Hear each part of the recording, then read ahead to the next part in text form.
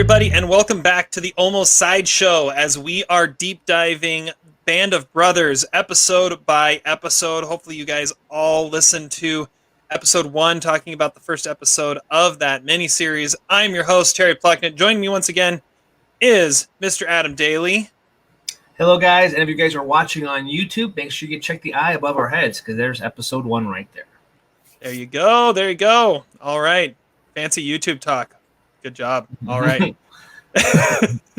And also make sure that you are that you subscribe, rate, review on all the platforms you can find us at. We're on Apple Podcasts, Stitcher, Pandora, Spotify.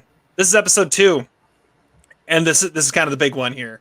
This episode is called Day of Days, and it is the episode that chronicles D-Day and what happens on D-Day throughout the entirety of that day for Easy Company. So, Adam, I'm going to give you the floor a little bit here, since this is your first time. I've watched this many, many times. So I'm going to give you the floor to kind of tell your initial thoughts here, what happened, and what you thought. Okay, here we go. First time watch, guy, complete rookie here. Do not know all the names of the characters, but and haven't even watched the whole series yet. You're 4 episodes in as we're talking, which is kind of cool. I think that's cool that you have some unknowns ahead of you. Yes, exactly. So didn't know what to expect going in. This is when you hear the word Normandy, I kind of alluded to it last episode too. You kind of immediately put Saving Private Ryan in your head, because that's the big one. I'm playing them side by side, and I didn't really quite realize that these guys are going behind enemy lines to try to clear out space. Did not know that was actually happening. So that's pretty dang fascinating. And talk about some of the most claustrophobic scenes of the show up to this point that I've seen. In the plane, everybody's jam-packed up there. Guns are going off, and planes are going down, and they have to jump at the green light. And it's, man, what a stressful little opening there. And you don't know who's going to survive. And then, of course, they're all scattered throughout Normandy. And, the Easy Company's commander is missing, so Winters takes over. Lieutenant Meehan is the commanding officer. Oh, that's right. Okay. Yeah. And he's missing, so Winters has to take over. Nixon is Ron Livingston. Okay, there we go. Different character. There we go. Okay, Winters is taking over.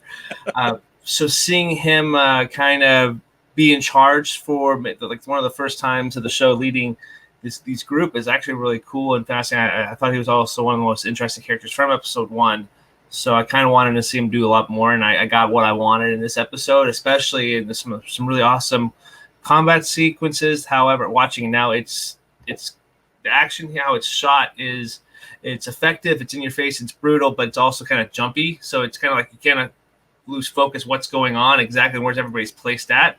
I don't mind it too much because it's good, it's cool stuff, and I like the going after these what was it, gun, like the bunkers, like these artillery, they're just going to go after and take those out. Thought that was a really cool attack, what they were able to do there, and especially learning that it's still being taught, that maneuver is still being taught today at West Point. West Point, right? Yeah. So it's really that was really cool nuggets. I love the little snippets after the episodes too, about like the history of those events that we just witnessed. So I really dug this episode. I think it's a lot more action compared to the last episode. Maybe not so much character study compared to the first one. So there's, depending on what kind of style of film that you or story you like, you may like this one maybe a little more, maybe less. But for me, I enjoyed it a little more. It moved a lot faster, a little shorter, but the action was really cool, and got to see these characters in action. Another really interesting character they do set up here was Spiers. He gives the Germans some cigarettes. Very effective one. And that interaction, I believe that was, I can't remember the American soldier that kind of is talking to one of the Germans. Malarkey. Yeah, isn't that another term for something else? But Malarkey's talking to one of the German soldiers, and they realize that there's a connection that they share. And then he walks away, and all of a sudden you just hear machine gun firing. That that sets up something that another thread later on. But Spiers, man, what a kind of crazy, kind of the Bear Jew Inglorious Bastards of this show.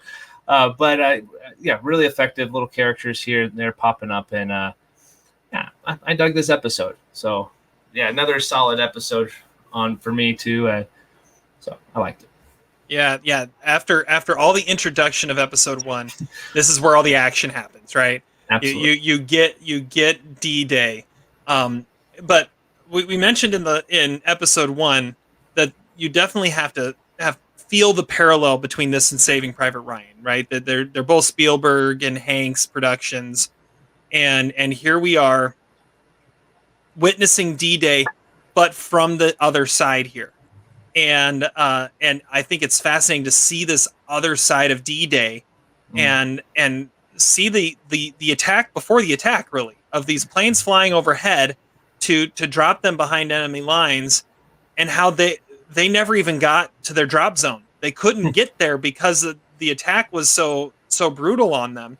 Yeah. And some of the planes went down. You kind of get the feeling by the end of it that Lieutenant Meehan, the commander of Easy Company that replaced Sobel, his plane probably went down during, and he never even got to jump into Normandy.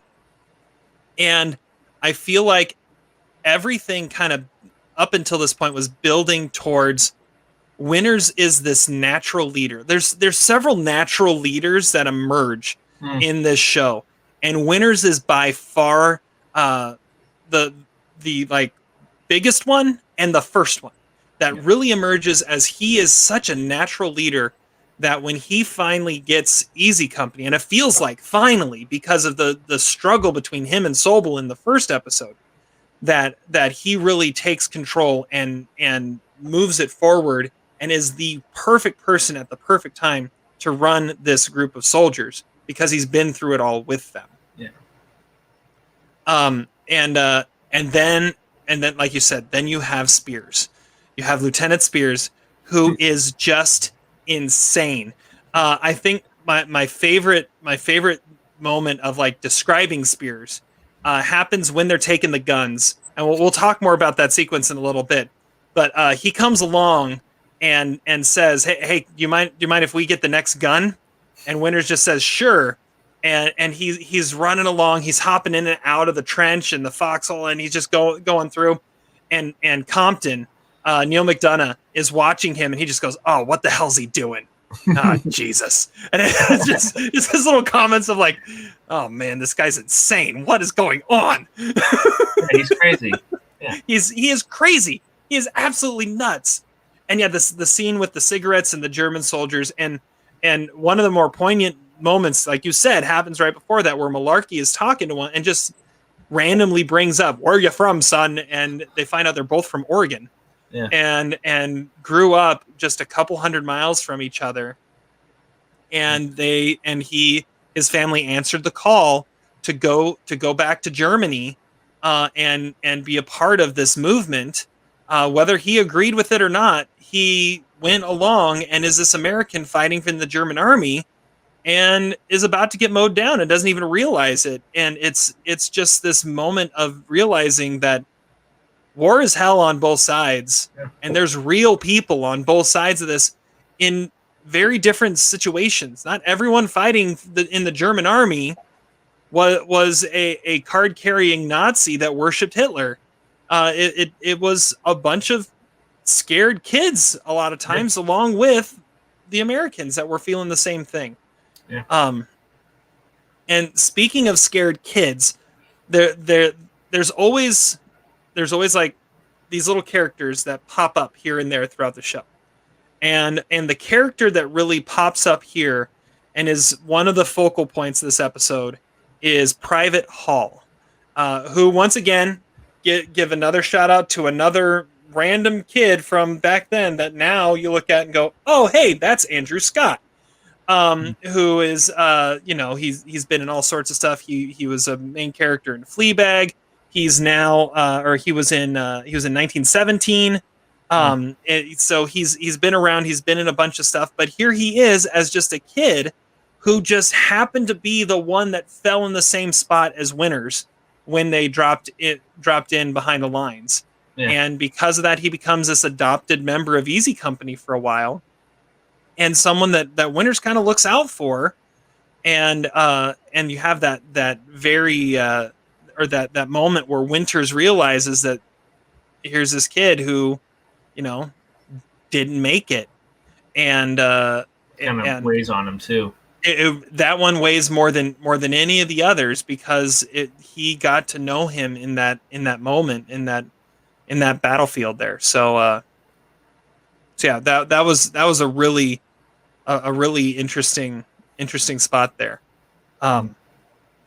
Another one that I think is really worth mentioning here is Garnier, who is going through some a lot of stuff. One, he's the only one in Easy Company that doesn't fully trust Winters because he thinks he's a Quaker. Yeah. But then also he's dealing with the fact that he found out right before they got on the planes that his brother was killed. And so he's dealing with the grief of his brother dying, also realizing that his new commanding officer he doesn't fully trust and fully get behind quite yet.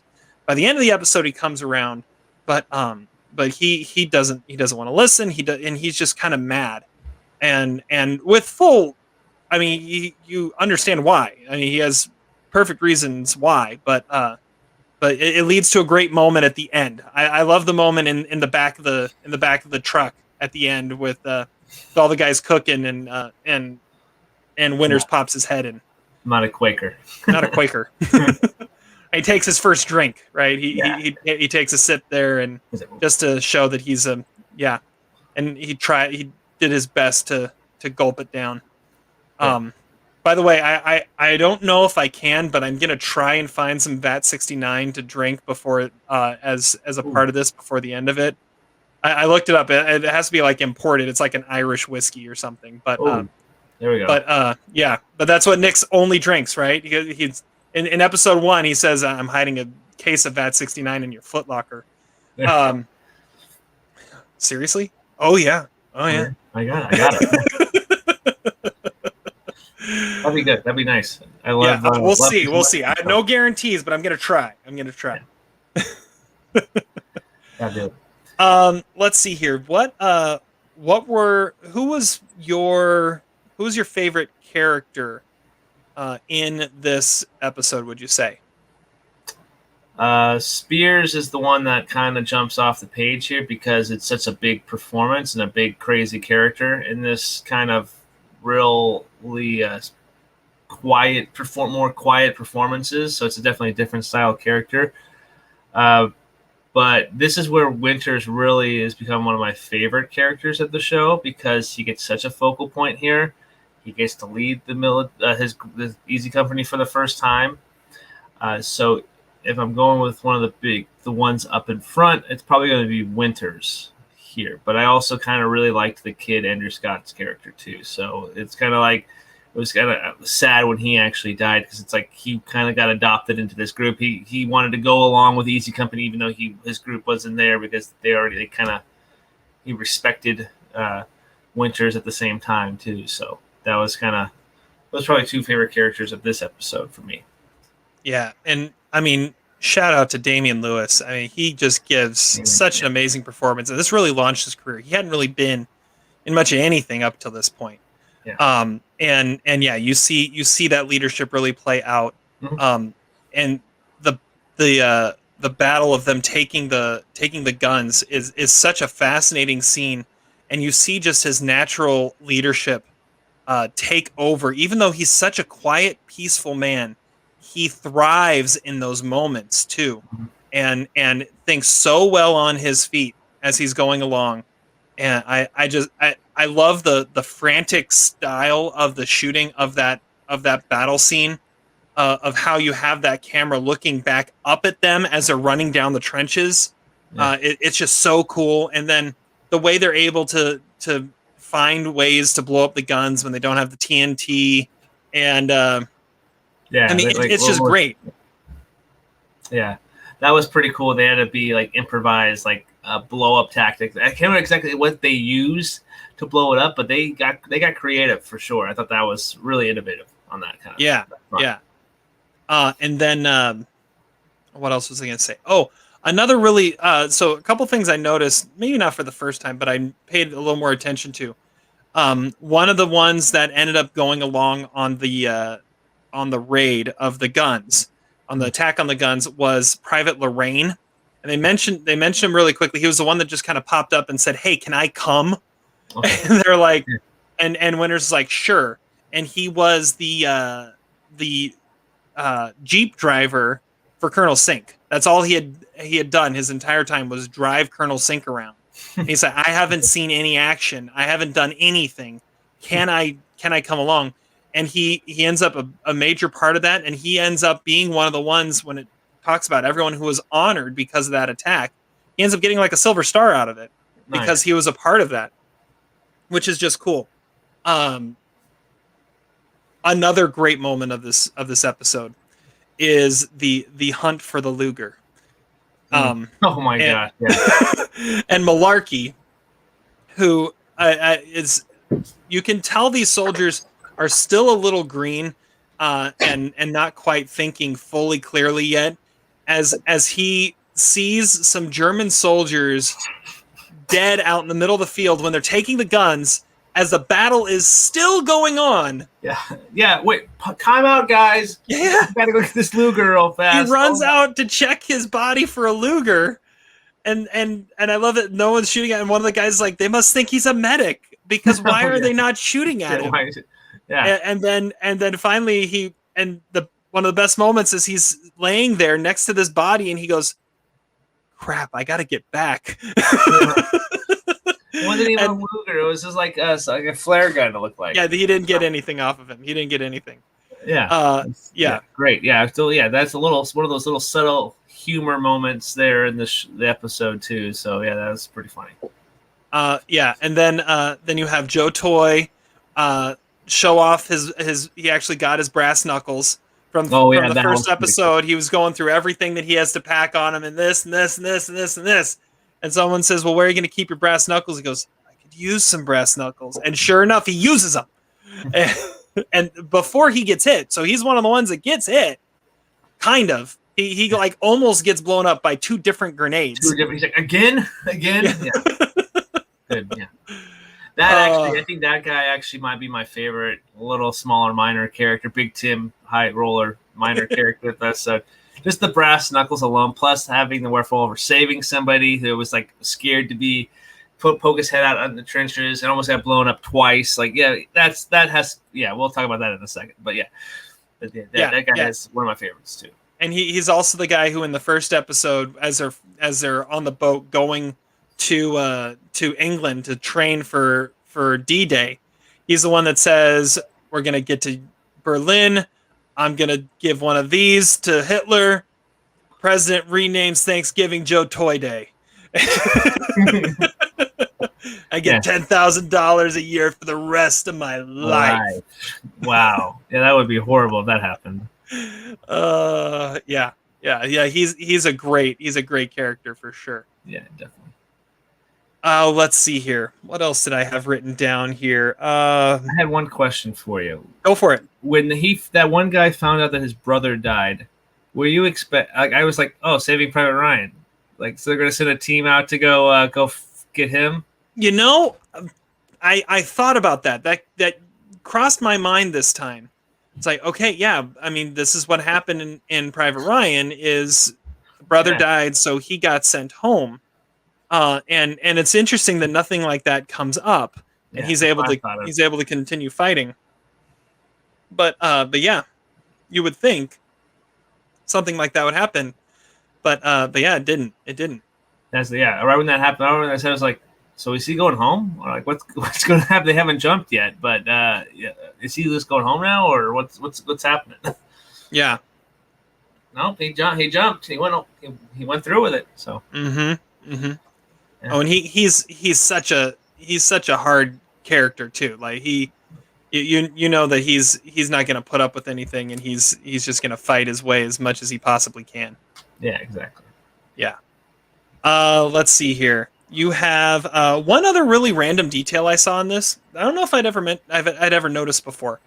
At the end, you get to the end of D-Day, and they're kind of settling in, and there's some soldiers outside, and they're kind of just sitting at this rock, and the rock is a World War I memorial. In Normandy, and they're sitting at this World War I memorial, just like plaque stone, like this 20-foot tall thing. Huh.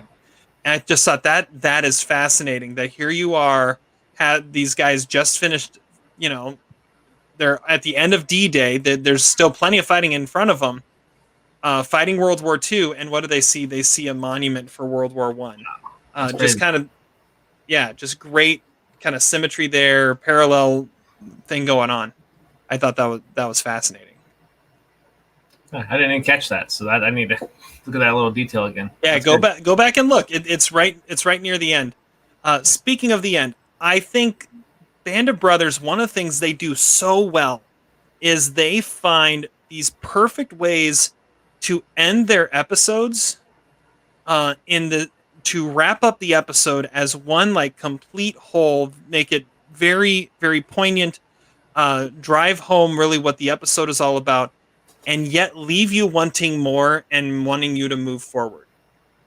More than almost anything else I've ever watched, I have so much trouble stopping at one episode, and I just want to watch the whole thing at once. But the end of this one is really interesting because for the first time in the show, you get some voiceover narration. Oh, yeah. And it's Winters, it's Lieutenant Winters talking about and reflecting on his time on D-Day. And he says something to the effect of, I just was thankful I made it through D-Day and was praying I would make it through D+1. And I promised myself if I made it back, that I would find a piece of land where I could live out the rest of my days in peace. And just this beautiful moment as he just kind of sits and reflects on what he just went through. And it's an amazing way to end that moment of, thank God I made it through this. Now I got to get through the rest. Yeah, that was that. I like that little line. I'm just gonna buy myself a piece of land and rest. I like the way this episode ended a lot too. So it was kind of a perfect little, less chaotic way of ending it after such a chaotic finish. So it's kind of perfect chemistry there, or symmetry there. Yeah. All right, so this was the big one. This is D-Day. They're in France now. They have invaded Europe. They know everyone else has hit the beaches. They've done their part in trying to protect them, and what happens moving forward. That's what we're going to get to next when we come back at you with the next episode of our Almost SideShow, deep diving Band of Brothers.